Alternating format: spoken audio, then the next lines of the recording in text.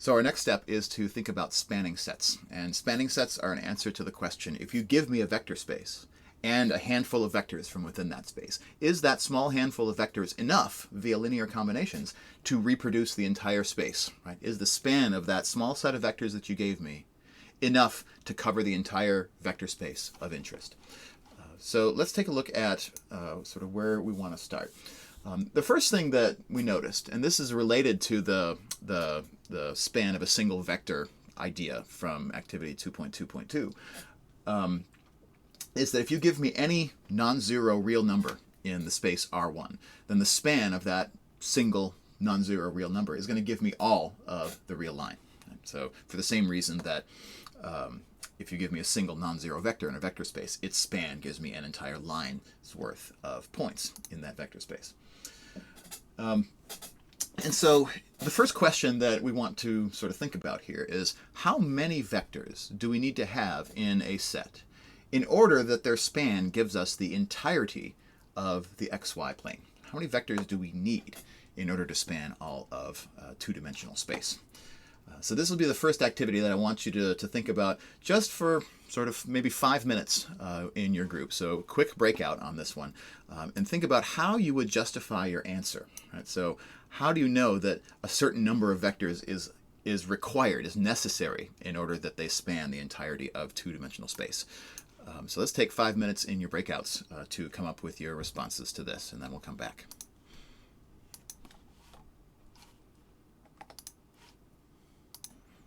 All right, so you correctly identified in your groups that if we want to span all of the xy plane, if we want to be able to get anywhere that we could ever want to get to inside of two space, we need at least two vectors. We can't do it, in other words, with zero vectors, right? If I have no vectors, I can't get anywhere at all.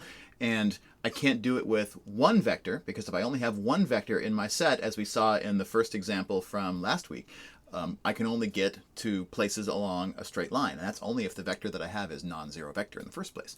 And so if I want to have any hope of getting everywhere inside of two space, I need to have at least two vectors in my set that I can span with. Similarly, and we'll just talk through this one together because it's going to be quick, if we want to think about three-dimensional space instead of two-dimensional space, how many vectors do you think it's going to be necessary in order for us to get anywhere that we want to inside of R3? At least three. At least three, yeah, for the same reason. That if you only give me one vector, I can only get somewhere along a straight line at best. If you only give me two vectors, I can only explore something that looks like a plane through the origin. I can't get all of space because I can only get in two independent, and again I'm going to put that independent word in quotes for today. We'll take the quotes away next week. I can only have two independent directions at most if you give me two vectors. And so if you want to get to explore all of three-dimensional space, we need to at least have three vectors at our disposal so that we can, for example, get in the xy direction and also in the z direction, right, in order to explore all of three-dimensional space. Okay, so this generalizes as you might expect, right? That if I want to span all of n-dimensional space, we need to have at least n vectors in the set that we're using to try to span the space that we're trying to span. So here is the next activity that I want us to think about together. And this begins, let me get a quick visual up here to help us out with this piece. So what we're looking at here in this picture is a picture of three-dimensional space. The x-axis is in red, the y-axis is in green, and the z-axis is in blue.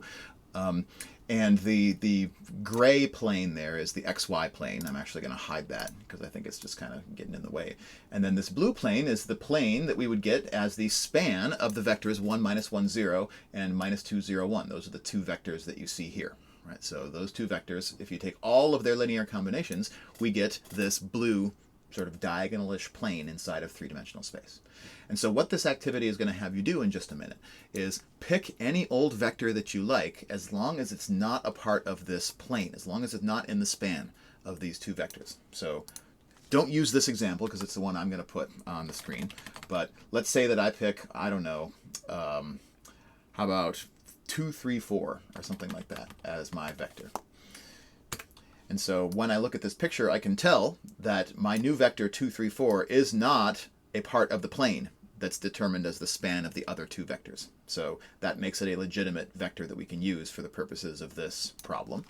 And so use technology to verify that the reduced row echelon form of this matrix has the form that we see over here on the right, 1, 0, 0, 0, 1, 0, 0, 0, 1, with this vertical augmented bar separating the third column from the first and second.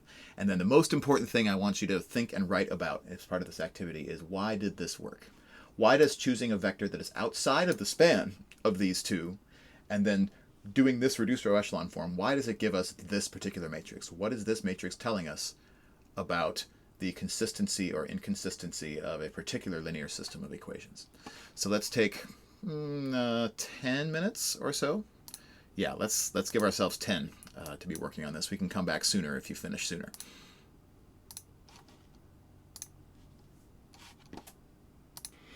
Okie doke. So if we pick a vector that does not belong to the span of the vectors 1, minus 1, 0, and minus 2, 0, 1. That span is this bluish looking plane on here. And I pick a vector that doesn't belong to that span. Then the reduced row echelon form of the matrix that has those two vectors as its column and the vector that we chose as not part of the span of those two vectors as the third column is going to have this reduced row echelon form, right? And why that's the case, this is what group 3 said about it, is that the bottom row of this reduced row echelon form says 0 is equal to 1. And that means that the linear system of equations that we set up to get that augmented matrix is inconsistent, that there is no solution to that system. And so what that tells us, I'm going to put this in the words of group 2 here, is that the vector that we chose is not equal to some linear combination of the vectors 1, minus 1, 0 and minus 2, 0, 1.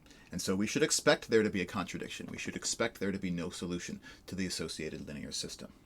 So the question, can we create a vector of interest out of a linear combination of some other bucket of vectors that we're handed? That is a question about whether a linear system of equations is consistent. If the system is consistent, then we can make this vector out of a linear combination of this basket of vectors. If it's inconsistent, as it is in this example, that means that we cannot do so.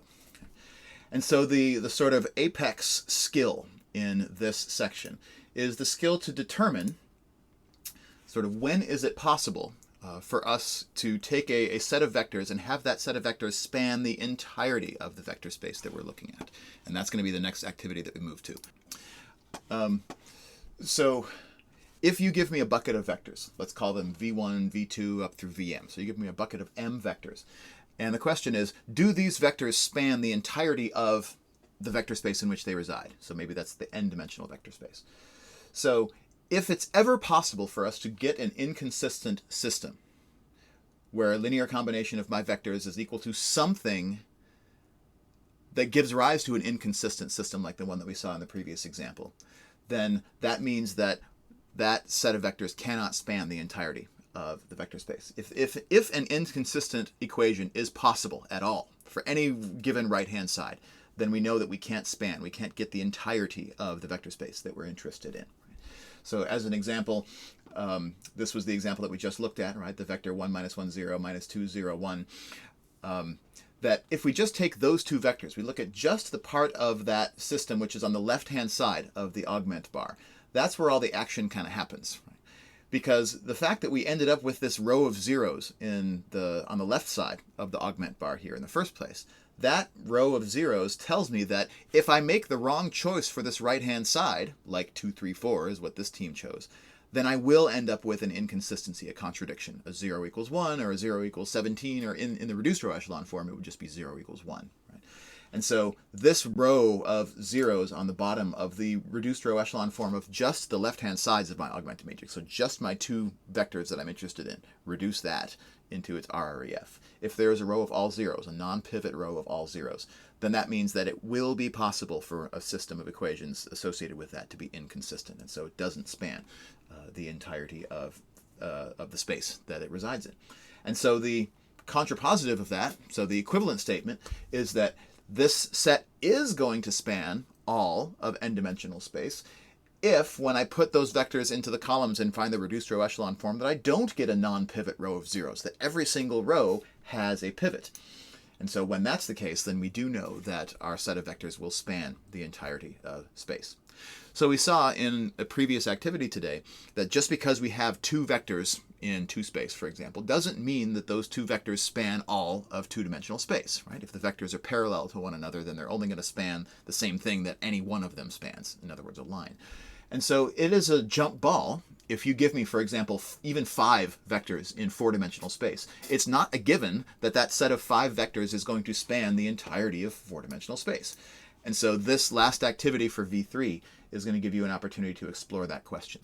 So here we have 5 different vectors inside of 4-dimensional space. I think we convinced ourselves a little bit earlier that in order to span all of 4-dimensional space, we need to know that we at least have 4 vectors as a part of our spanning set. And so we have enough vectors here that if they're arranged in just the right way, they will be able to span the entirety of 4-dimensional space. But we don't know, a priori, if they're arranged in the right way. Can these 5 vectors, even though there's 5 of them, we don't know, can they get us anywhere that we would want to go inside of 4-dimensional space?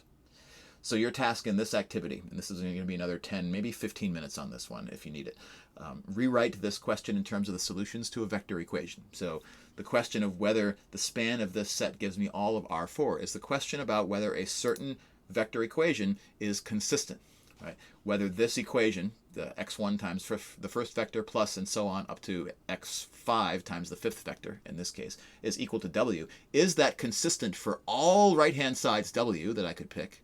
Or does there exist a right-hand side vector w that makes it inconsistent?